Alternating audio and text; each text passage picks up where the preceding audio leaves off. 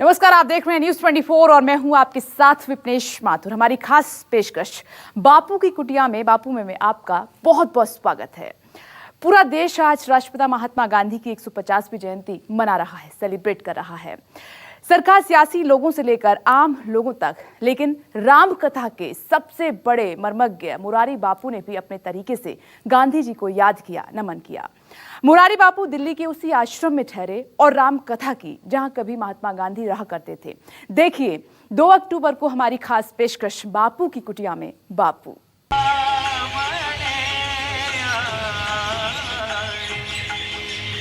स्वतंत्रता आंदोलन के दौरान महात्मा गांधी जब भी दिल्ली में होते तो इसी हरी कुटीर में रहते।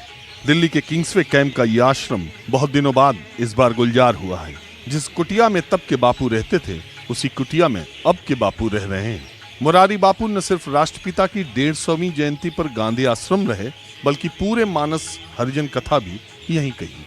रामचरितमानस की 9 दिवसीय कथा अब ये भी महामहिम राष्ट्रपति जी ने भी इस पंक्ति को उच्चारित किया था, हरि अनंत हरि कथा। उच्च पद जब चौपाई उच्चारित करते हैं तो ज्यादा आनंद आ जाता है, क्योंकि इससे उच्च तो कोई नहीं है।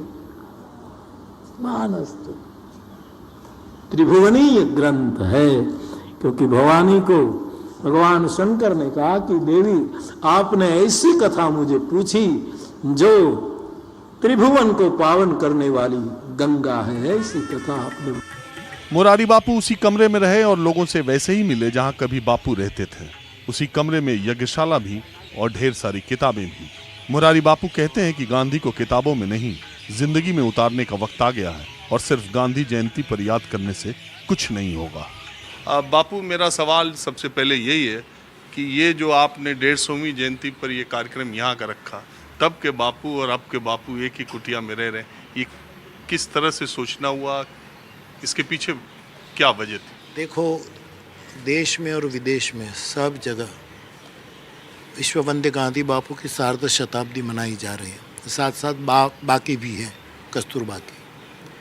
तो जैसे राजपीठ मनाती है, सामाजिक संस्थाएं मनाती है, गांधीयन लोग मनाते हैं, तो मैंने सोचा कि मेरी व्यासपीठ कैसे मनाए उसको। मैं तो सबसे डिस्टेंस रखकर चलता हूँ।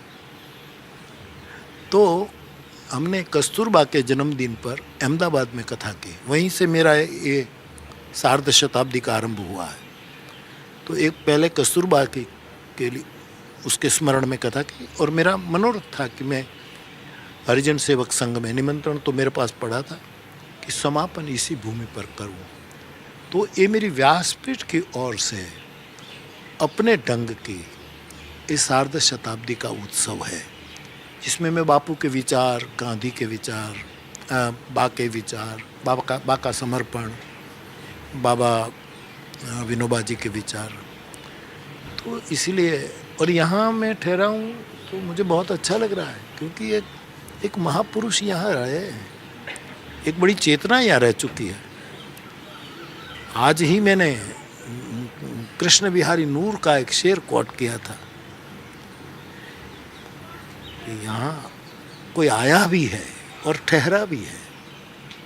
नूर घर की देहली पर उजाला बहुत है। तो मुझे बहुत अच्छा लगा, क्योंकि कोई भी महापुरुष आते हैं तो उसके शरीर चला जाता है, चेतना और अणु परमाणु बिखर जाते हैं।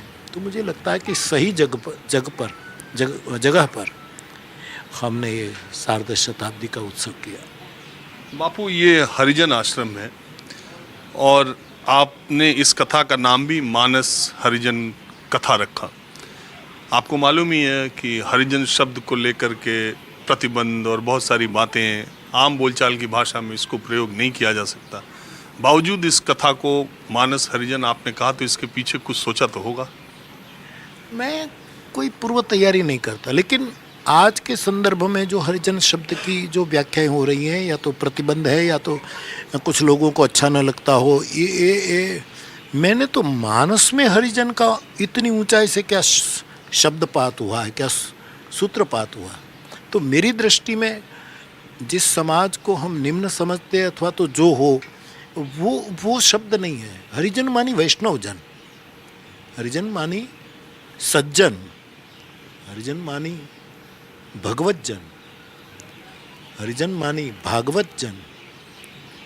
तो मैं तो इसी ऊंचाई को, हरिजन शब्द को देखकर उसकी आरती उतार रहा हूँ। बाकी और राजनीति से मेरा कोई लेना देना नहीं। बापू एक बात है, महात्मा गांधी भी राम राज्य की बात करते थे, राम की बात करते थे, उनके आदर्शों की बात करते थे। अब आज के बापू आप हैं, देश दुनिया में आप ही बापू माने जाते हैं, तो आप भी राम की ही बात करते हैं। महात्मा गांधी ने क्यों नहीं विष्णु का, कृष्ण का, किसी दूसरे भगवान को उतना स्मरण रखा, या उसका आदर्श क्यों नहीं सामने रखा? ये सब विष्णु ब्रह्मा सब ऊपर रहने वाले लोग थे। लोगों के बीच, हरिजनों के बीच, दलितों के बीच, उपेक्षित के बीच ये गांधी रहा। तो राम राज्य तो वो ला सकता है कि ऊंचाई आसमां को छूती हो लेकिन पैर जमीन पर गड़े हो। ये देवता लोग तो कभी कभी आते, फूल वृष्टि करते, आकाशवाणी करते, चले जाते हैं। ये चाहिए कि जो हमारे साथ चले, हमारे से बात करें, हमारी सहजता को कबूल करें और उसकी सहजता हमें उड़ेल दे। तो गांधी ही राम राज्य का संकल्प कर सकता है, क्योंकि इस राम राज्य की परिकल्पना 500 वर्ष पहले गोस्वामी तुलसीदास जी ने की। और राम राज्य का मैं बहुत बार बोल चुका हूँ, राम राज्य का मेरा मतलब कोई सामंतशाही नहीं है। राम राज्य का मेरा मतलब है कि ऐसा प्रेम राज्य जहाँ सबको स्वतंत्रता हो, कोई भेदभाव न हो, कोई दीवारें न हो, दरवाजे ही दरवाजे हो। तो ये तुलसी ने बताया। आप जानते होंगे कि बापू की प्रार्थना सभा में तुलसी की चौपाइयों का गान होता था, तुलसी की विनय पत्रिका से विनय के पद का गान होता है। गांधी ने स्वयं कहा है कि मेरे गांव के राम मंदिर में छोटे थे, एक महाराज, उसका नाम मैं भूल गया, वो रामचरितमानस की कथा कहते थे और बचपन में मेरे में संस्कार आया। तो ये तो गंगा की धारा है, कोई भगीरथ बीच में आ जाता है, उसके द्वारा हम तक पहुंचती है। तो राम राज्य अस्तित्व चाहता है, तुलसी की जटा में आया और कलम से निकला। फिर गांधी बापू आए, उसके दंत विहीन मुख में आई ये गंगा और आज तक बह रही है। इसी सिलसिले में हम भी विनम्र प्रयास कर रहे हैं। अच्छा बापू, कहते हैं कि राजनीति में, सियासत में या सामाजिक धार्मिक आंदोलन या जो भी कहिए, पहली बार राम को या राम की बात या राम के आदर्श या राम राज्य को लाने का काम महात्मा गांधी ने किया। उसके बाद के वक्त में सियासत से राम गायब हो गए, फिर 80 के दशक में आए जो अभी तक बने हुए हैं। इसको आप कैसे देखते हैं?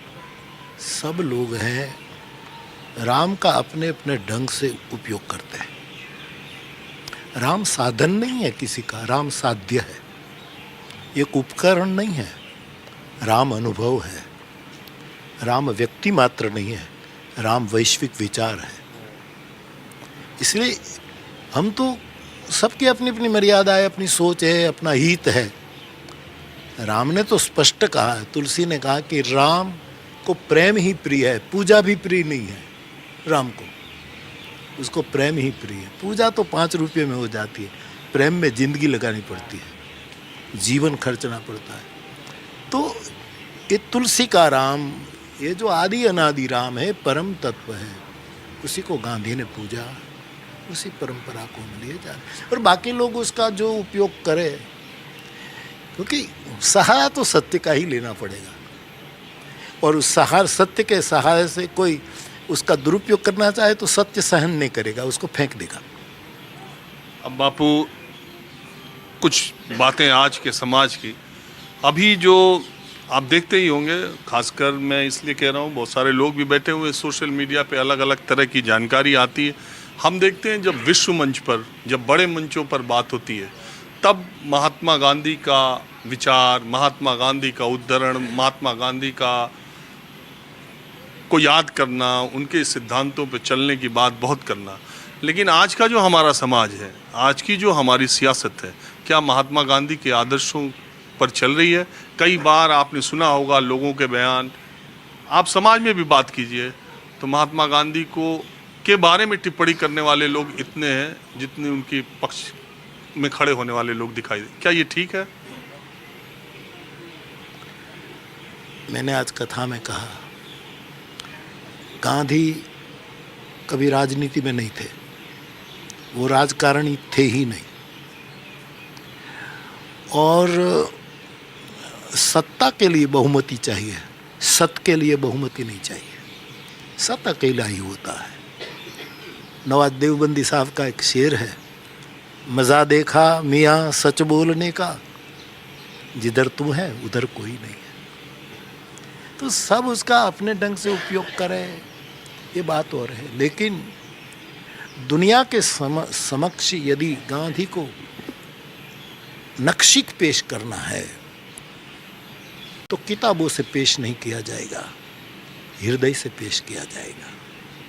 जिसके अंतःकरण की किताब अनुभव से लबालब भरी है, वो गांधी का परिचय करा सकता है। अब मेरा अंतिम सवाल है, आपको पता ही है कि राम मंदिर को लेकर के अदालत में जो मुकदमा है वो अंतिम दौर में पहुंच गया है, दलीलें पेश हो चुकी हैं। ये भी पता है कि दिवाली के कुछ दिनों के बाद फैसला आ जाएगा, ये भी पक्का है।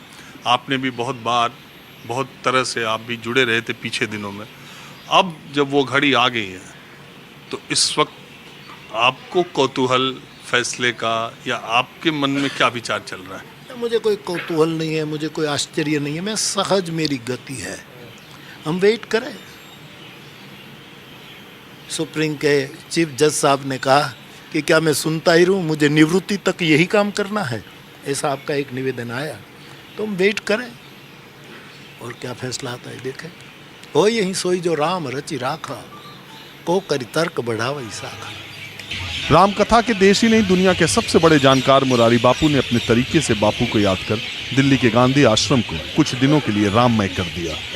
राजीव रंजन, न्यूज़ 24, दिल्ली।